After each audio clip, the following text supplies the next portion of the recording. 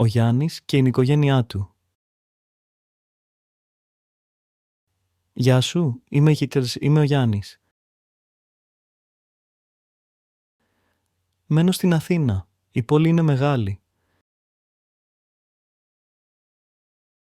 Είμαι 12 χρονών.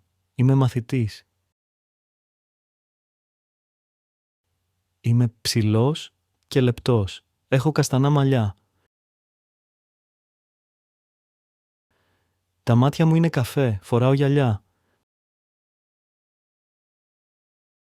Ο πατέρας μου λέγεται Νίκος. Είναι 40 χρονών. Είναι ψηλός και δυνατός. Έχει μαύρα μαλλιά και καφέ μάτια. Η μητέρα μου λέγεται Ελένη. Είναι 38 χρονών. Είναι κοντή και χαμογελαστή. Έχει ξανθά μαλλιά και πράσινα μάτια. Η αδελφή μου λέγεται Μαρία. Είναι 9 χρονών. Η Μαρία είναι μικρή και ζωηρή. Έχει καστανά μαλλιά και μπλε μάτια.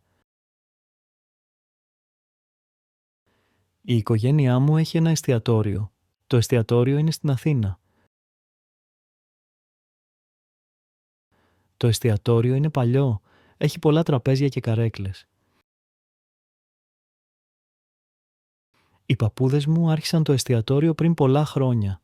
Ήταν το όνειρό τους. Ο παππούς μου ήταν μάγειρας. Η γιαγιά μου σερβίριζε τους πελάτες. Τώρα ο πατέρας μου μαγειρεύει κάθε μέρα. Η μητέρα μου βοηθάει στην κουζίνα. Η Μαρία καθαρίζει τα τραπέζια. Εγώ φέρνω νερό και ψωμί. Έρχονται πολλοί άνθρωποι. Τρώνε, πίνουν και μιλούν. Εγώ λέω καλημέρα το πρωί. Λέω καλησπέρα το βράδυ. Η οικογένειά μου δουλεύει μαζί και γελάει. Είμαστε χαρούμενοι στην Αθήνα. Ευχαριστούμε που παρακολουθήσατε το βίντεό μας. Για την επόμενη ελληνική ιστορία στη σειρά, κάντε εγγραφή στο κανάλι μας.